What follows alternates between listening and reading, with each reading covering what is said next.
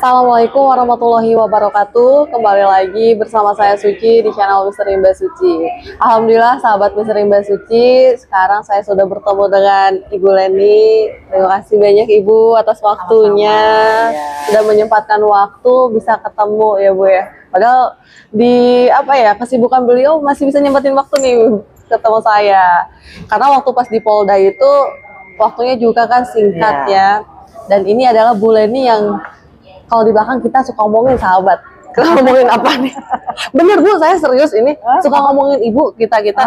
Saya, terus kameramen saya. Terus adalah beberapa teman-teman yang nungguin di Polda pada saat itu sampai bedung subuh ya. Ngomongin ibu, kenapa coba ngomongin ibu?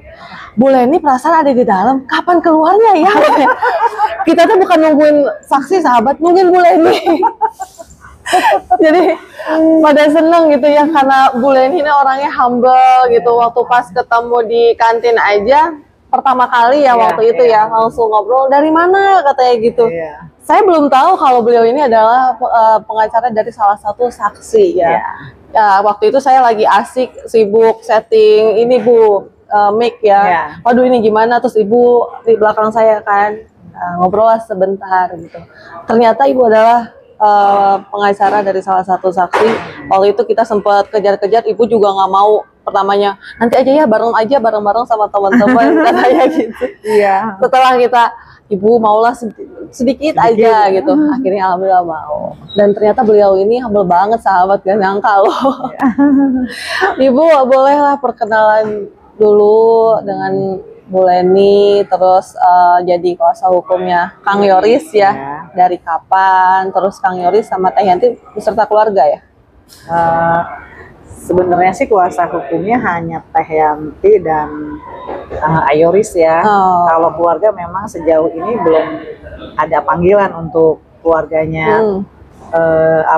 Teh Yanti hanya papahnya aja dulu, bapaknya.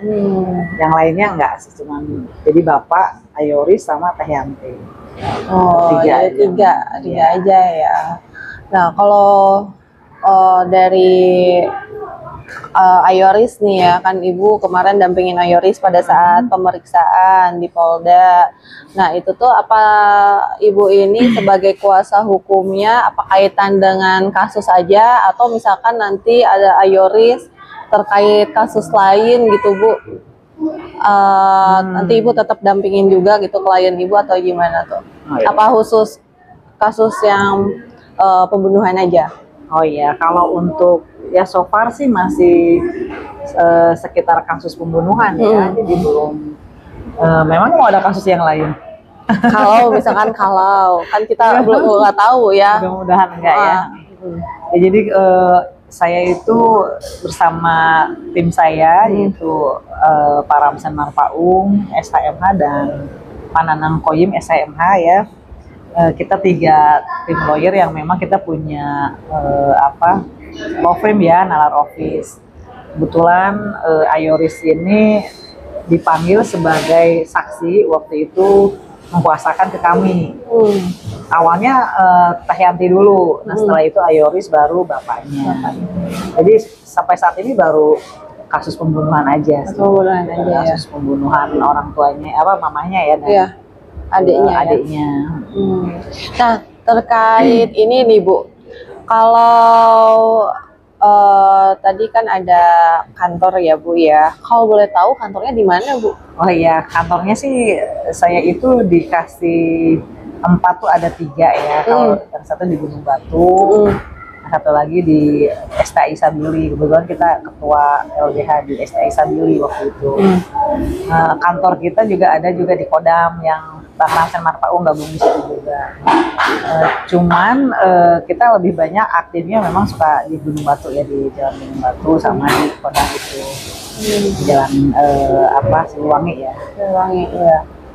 Nah, tadi kan nama law firm-nya itu Nalar Office. Nah Bu, kalau misalkan dari sahabat Misteri Mbak Suci nih Bu, yang pengen memakai jasanya Ibu ya, itu cara menghubunginya gimana nih Bu? Cara menghubunginya boleh sih di Google juga ada nama kita. Di Google, Ada kontaknya nama gitu? ya ada kontaknya, ada Ramsan Marpaung, Leni Anggreni, ada di situ kontaknya, di kontak saya. Sejauh ini sih masih banyak juga yang konsultasi melalui chatting ya. Kita buka juga di online gitu. Oh, buka online juga tuh sahabat. Jadi nanti ada kontaknya. Jadi langsung aja di Google gitu ya Bu ya. Nah itu sahabat, pengen lebih dekat lagi sama Bu Leni, lebih kenal lagi. Nah silahkan nanti kalau misalkan sahabat mau konsultasi sama Bu Leni, bukan konsultasi yang lain-lain ya sahabat ya. Oh iya Bu, kalau misalkan untuk penanganan itunya kasusnya apa aja Bu selain itu bisa pidana atau perdata juga ya? Sebetulnya sih kalau namanya lawyer, pengacara, advokat itu memang harus semua bisa ya. Betul. Jadi karena kita pendidikan tuh include ya, pengacara itu biasanya menangani semua kasus, baik pidana maupun perdata ya, gitu. Jadi kita harus belajar gitu. Kalau sebagai advokat kan harus belajar semua ya. Cuman memang ada yang advokat tuh sukanya dia di pidana aja kasusnya, ada yang sukanya di perdata, atau misalkan di PHI ya, hubungan industrial. Jadi masing-masing itu memang punya spesialisnya, tapi sebenarnya semua pengacara itu pasti bisa mengerjakan seluruh perkara ya. Karena kita ketika pendidikan advokat itu ya semua diajarkan. Terus kita di dalam S1, S2 juga kan pilihan S2 itu bisa hukum ekonomi, bisa hukum pidana, atau hukum bisnis atau hukum kesehatan gitu. Tapi tidak menutup kemungkinan untuk menangani perkara yang lain juga, walaupun misalkan saya S2-nya misalkan hukum pidana nih, tapi boleh juga kita menangani perdata itu. Atau teman saya misalkan S2-nya hukum kesehatan, ya boleh juga dia menangani pidana gitu, menangani perdata gitu. Karena memang advokat harus dituntut harus bisa semua, semua ya. Oh iya. Nah selain Ibu menjadi lawyer nih ya Bu, mungkin Ibu ada kegiatan lain Bu? Ya kegiatan saya sih selama ini saya mengajar di Universitas Islam Nusantara, Uninus ya. Juga saya mengajar saya sebagai dosen tetap ya di Uninus. Saya juga mengajar di Widyatama, Universitas Widyatama. Juga mengajar di STAI Sabili. Wah. Jadi 3 kampus. 3 kampus. Ya, keren sahabat. Kalau di Widyatama saya ngajar hukum bisnis, Pancasila dan kewarganegaraan. Kalau di Uninus saya ngajar hukum pidana dengan hukum peradilan acara agama, peradilan agama. Kebetulan S3 saya sekarang sedang dijalani, kebetulan udah tahap akhir. Saya mengambil hukum Islam tapi konsentrasinya ke hukum keluarga. Jadi sekitar monogami, terus perceraian, hak asuh anak, ekonomi syariah ya. Jadi S1, S2 udah dapet di dalam pidana, S3 saya pengen lebih mendalami lagi di dalam hukum keluarga. Wah, sahabat luar biasa sekali ya. Selain parasnya beliau yang sangat cantik. Waktu pertama kali aku bilang cantik. Ibu, saya mah insecure dong. Apalagi saya padas-padas saja di Polda nungguin dari pagi sampai kayak ABG, sampai ABG aja nih. Kirain mahasiswa. Soalnya saya punya mahasiswa yang mirip-mirip juga. Ini masih pantas jadi mahasiswa. Bener, pas banget sahabat. Kayaknya saya perlu banyak belajar dengan beliau ya. Jadi nanti biar biar tahu lah kalau misalkan ada penanganan kayak gini gitu loh Bu. Wah, luar biasa nih sahabat. Mudah-mudahan kita bisa menjalin silaturahmi nanti panjang ya Bu ya. Allah, amin. Karena silaturahmi juga kan memperpanjang umur juga ya. Jauhkan dari hal-hal buruk ya, insya Allah. Nah, tuh sahabat. Nanti jangan lupa ya sahabat ya, kalau misalkan ada yang mau konsultasi, monggo silahkan. Kontaknya ada di Google ya. Ya mudah-mudahan sih kita berharap jangan ada masalah ya. Amin. Masyarakat itu damai-damai aja gitu. Amin. Tapi nanti pengacara jadi sepi job ya nggak? Oh iya. Kalau nggak ada masalah. Kan kalau misalkan konsultasi aja boleh kayak Bu, buat ngobrol aja. Karena untuk datang ke pengacara itu bukan berarti punya masalah aja sebenarnya. Jadi kan pengacara juga kan belajar kriminologi ya di S2. Belajar hal lain misalkan kayak perjanjian kontrak, perjanjian usaha gitu kan, atau mau bikin misalkan kontrak kerja kontrak usaha bisnis ya, kontrak bisnis gitu. Jadi itu kan bukan perkara kan gitu. Iya. Ya ke situ juga bisa. Nah, betul. Nah, sekarang perkenalannya cukup ya sahabat ya sama Ibu Leni. Sekarang kita tanya langsung nih, karena beliau ini adalah lawyer dari salah satu saksi, mungkin dari sahabat Misteri Masuki juga tahu, yaitu Kang Yoris ya, kliennya Ibu. Bu, di sini saya udah nyiapin beberapa pertanyaan ya Bu. Mohon maaf sahabat kalau misalkan suara saya nyaru dengan suara blender, karena kita memang lagi di Lagi ini ngopi ya. lagi ngopi sahabat ya. Kalau brandnya kita seperti mungkin di belakang udah ada brandnya sahabat ya.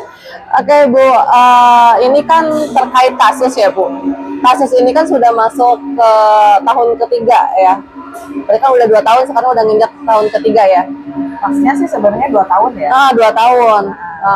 Nah, ini apakah dari kuasa hukum atau mungkin klien Ibu ya, Ayoris kan sebagai anak kandung serta kakak apa namanya, kakak kandung dari korban ya, almarhum Amel, itu apa tidak ada niatan untuk ini Bu, apa namanya, mendorong pihak kepolisian agar cepat mengungkap kasusnya, atau enggak misalkan ada keinginan untuk dialihkan ke pihak Mabes gitu loh Bu, karena kan di sana apa ya, mungkin akan banyak melibatkan kayak tim ahli, terus berpengalaman juga ya, banyak ahli yang berpengalaman, serta nantinya lebih cepat pengungkapannya gitu loh Bu. Ada nggak Bu kalau misalnya ke situ? Jadi kalau saya sih secara apa namanya, secara bukan secara kuasa hukum ya. Menurut kuasa hukum sih sebetulnya setingkat Polda pun sudah bisa ya, karena Polda juga mempunyai itu pun memang pasti akan di apa namanya, istilahnya ke Mabes lagi biasanya kalau ada alat yang tidak ada di Polda, itu pasti Polda punya ini apa namanya, penyidikannya itu dia punya ini sendiri ya, alat maksudnya dia itu. Kalau kita lihat di Polda ini sebenarnya sudah bagus SDM-nya. Jadi karena Polda juga istilahnya mempunyai istilahnya SDM yang cukup lumayan ya, di nggak mesti juga sih ke Mabes sih menurut saya ya. Tapi kalau misalkan Polda instansi ini ingin melimpahkan ke Mabes ya tidak masalah gitu kan. Memang tidak semua kasus pembunuhan itu bisa diungkap ya. Betul. Tidak semua, banyak kok kasus-kasus pembunuhan yang seperti Munir, seperti yang sekelas Amerika pun Kennedy juga sampai sekarang kan belum bisa diungkap. Dan bahkan ada di Kanada atau di Amerika ya waktu itu ada satu kasus pembunuhan yang tidak terungkap. Padahal kalau lihat dari segi apa namanya teknologi lebih canggih mereka kan ya, lebih canggih mereka dibanding kita ya. Tapi tetap aja kan kalau kasus itu ada juga kan yang tidak terungkap. Jadi tidak semua kasus itu bisa terungkap sebenarnya, termasuk pembunuhan itu ya. Ada yang seorang dokter itu di Kanada itu dia meninggal, dibunuh anaknya ya. Jadi dia yang disangkakan ya. Itu sekelas yang sudah teknologi canggih. Akhirnya ternyata bukan dia pembunuhnya. 8 tahun kemudian baru mengaku, ada orang yang membunuh itu mengaku bahwa dia membunuh. Karena saat itu tidak TKP-nya dan segalanya sulit untuk dilacak. Itu sekelas udah teknologi canggih, apalagi mungkin kita ya gitu. Tapi saya berharap mudah-mudahan secepatnya ini, mungkin dalam jangka yang tidak begitu lama, polisi bisa menemukan ya. Amin. Siapa tersangkanya gitu. Mungkin kita pasti akan mendorong sebagai kuasa hukum, insya Allah mungkin ke depan kita ingin membuat mungkin sebuah surat kepada Kapolri gitu kan, kepada kepolisian untuk memohon kalau bisa coba istilahnya dicari gitu ya, apa ini penyebab dari sulitnya kasus ini. Karena saya lihat itu di dalam awalnya memang TKP sudah rusak duluan, itu permasalahannya ya.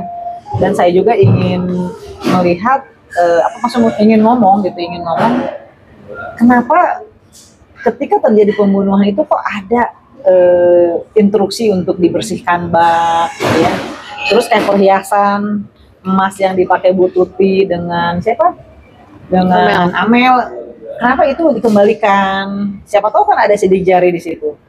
Ya siapa tahu gitu kan, namanya juga kan di dalam tubuh korban ya gitu. Kenapa perhiasan itu dikembalikan kepada Pak Mul gitu ya? Itu sih banyak sih pertanyaan-pertanyaan dari kami juga ya sebagai kuasa hukum ya. Tapi insya Allah saya percayakan semua ini kepada pihak yang berwenang. Saya yakin polisi itu pasti sudah misalnya melakukan semaksimal mungkin pasti ya di dalam perkara ini. Jadi kita percayakan saja nanti ke penyidikannya. Mudah-mudahan saya berharap insya Allah adalah ditemukan tersangkanya. Karena memang Ayoris dan Teh Yanti dan semuanya juga kan menginginkan ya siapa sih sebenarnya yang membunuh mertuanya Teh Yanti dan membunuh ibu sama ipar. Ya.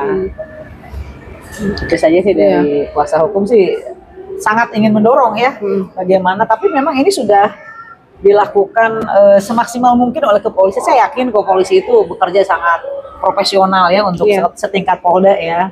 Setingkat Polda ini pasti profesional.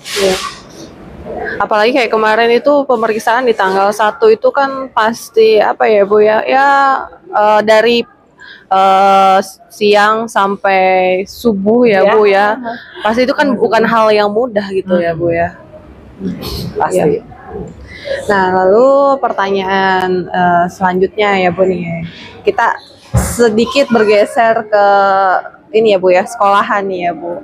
Kan di bawah naungan Yayasan Bina Prestasi Nasional, kebetulan ya saya itu sempat menyimak lah ada salah satu saksi yang diwawancarai oleh salah satu YouTuber ya Bu ya di salah satu channel YouTube.